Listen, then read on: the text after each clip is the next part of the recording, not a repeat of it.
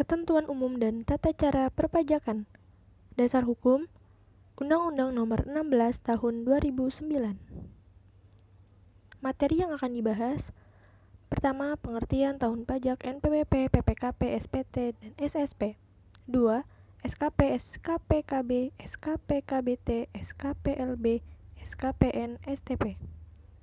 3. Keberatan dan banding. 4. Kadaluarsa penyidikan dan kewajiban. Pengertian-pengertian yang harus diketahui sebelum memasuki materi ketentuan dan tata cara perpajakan. 1. Pajak adalah kontribusi wajib kepada negara yang terutang oleh wajib pajak. 2. Wajib pajak, orang pribadi atau badan yang mempunyai hak dan kewajiban perpajakan. 3. Badan, yaitu badan usaha seperti PT, CV, BUMN, koperasi, dan lainnya. 4. Masa pajak adalah jangka waktu bagi wajib pajak untuk menghitung, menyetor, dan melaporkan pajak. Biasanya masa pajak 1 bulan. Tahun pajak, jangka waktu 1 tahun. Bagian tahun pajak, bagian dari jangka waktu 1 tahun pajak, seperti bulan Januari, Februari, Maret, dan seterusnya. Pajak terutang, pajak yang harus dibayar pada suatu saat dalam masa pajak, tahun pajak, atau bagian tahun pajak. Surat paksa, surat perintah membayar utang pajak dan biaya penagihan pajak. Kredit pajak untuk PPh. Pajak yang dibayar oleh wajib pajak ditambah pokok pajak dalam STP. Kredit pajak untuk PPN adalah pajak masukan yang dapat dikreditkan setelah dikurangi. Pemeriksaan serangkaian kegiatan untuk menguji kepatuhan pemenuhan kewajiban perpajakan. Bukti permulaan, pemeriksaan bukti permulaan, penanggung pajak, penelitian. Tahun pajak ada 2 macam. 1. Tahun pajak sama dengan tahun takwim. Kedua, tahun pajak tidak sama dengan tahun takwim, dan dibagi lagi menjadi 3 macam.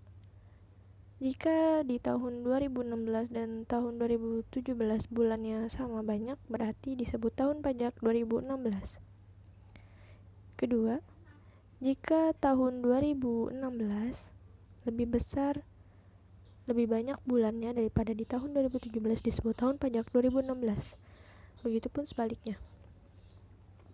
Nomor pokok wajib pajak. Di sini ada pengertiannya, fungsinya, pencantuman, dan pendaftaran. Ada sanksi, penghapusan format NPWP, pengukuhan pengusaha kena pajak. Ada fungsi, sanksi, tempat pencabutan. Ada SPT atau surat pemberitahuan, di mana akan ada pengertian, fungsi, prosedur penyelesaian, pembetulan, dan pengungkapan ketidakbenaran. Ada jenis SPT, ada batas waktu penyampaian SPT, perpanjangan jangka waktu penyampaian SPT, dan sanksi terlambat atau tidak menyampaikan SPT. SPT adalah surat yang digunakan wajib pajak untuk melaporkan penghitungan pajak penghasilan, harta, objek pajak atau kewajiban pajak lainnya yang disebutkan dalam peraturan perundang-undangan perpajakan. Fungsi SPT sebagai sarana untuk melaporkan dan mempertanggungjawabkan penghitungan jumlah pajak yang sebenarnya terutang dan melaporkan sejumlah komponen. Batas waktu penyampaian SPT. Prosedur penyelesaian SPT bisa manual atau elektronik. Perpanjangan jangka waktu penyampaian SPT. Pembetulan SPT, sanksi terlambat atau tidak menyampaikan SPT, surat setoran pajak dan pembayaran pajak, atau disingkat SSP. Pengertian SSP adalah bukti pembayaran yang telah dilakukan dengan menggunakan formulir ke kas negara. Formulir SSP sesuai dengan Peraturan Direktorat Jenderal Pajak Nomor 24/PJ/2013 tentang bentuk formulir SSP.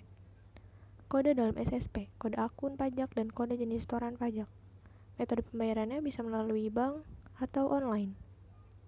SSE, Penggunaan SSP telah beralih menjadi SSE atau Surat Setoran Elektronik sejak 1 Juli 2016. Ini ada contoh surat ketetapan pajak. Dan surat ketetapan pajak dibagi menjadi 1. Surat ketetapan pajak kurang bayar. Gimana? Jika jumlah uang yang kita bayarkan kurang dari atau lebih kecil dari jumlah pokok pajak. Ini ada alur penerbitan SKPKB dan sanksi administrasinya.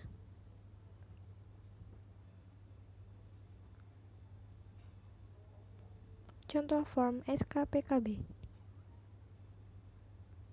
Yang kedua, SKPKBT atau Surat Ketetapan Pajak Kurang Bayar Tambahan. Diterbitkan apabila setelah dikeluarkan SKPKB terdapat lagi kekurangan. Sanksi SKPKBT.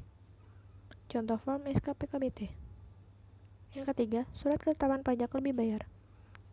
Terjadi apabila jumlah uang yang kita bayarkan lebih besar daripada pokok pajak kita. Contoh form SKPLB. Selanjutnya, Surat Ketetapan Pajak Nihil. Apabila jumlah yang kita bayarkan sama dengan pokok pajak. Selanjutnya, Surat Tagihan Pajak atau STP. Kita akan membahas tentang pengertian, syarat pengeluaran, penomoran, fungsi, sanksi yang berlaku, dan pelunasan.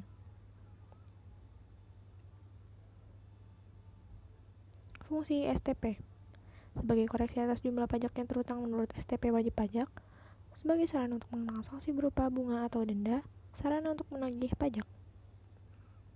Syarat yang dikeluarkan surat tagihan pajak. Sanksi yang diberlakukan. Penomoran surat tagihan pajak.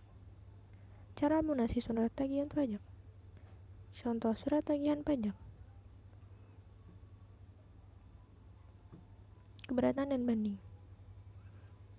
Ada 12 tata cara penyelesaian keberatan, dimulai dari wajib pajak mengajukan keberatan, dalam bentuk surat keberatan, melunasi pajak, menyampaikan perbaikan, surat keberatan tidak memenuhi persyaratan, pembukuan tidak dipertimbangkan, Direktorat Jenderal Pajak membuat keputusan, dalam 12 bulan keberatan yang diajukan dianggap dikabulkan. Pembayaran pajak dikembalikan, wajib pajak dikenai sanksi administrasi, jika mengajukan permohonan tidak dikenai sanksi. Kelebihan pembayaran tersebut dikembalikan. Tata cara penyelesaian banding.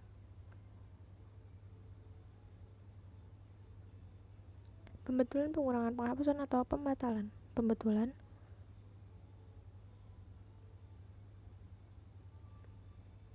Pengurangan, penghapusan, dan pembatalan. Kadaluarsa penagihan pajak.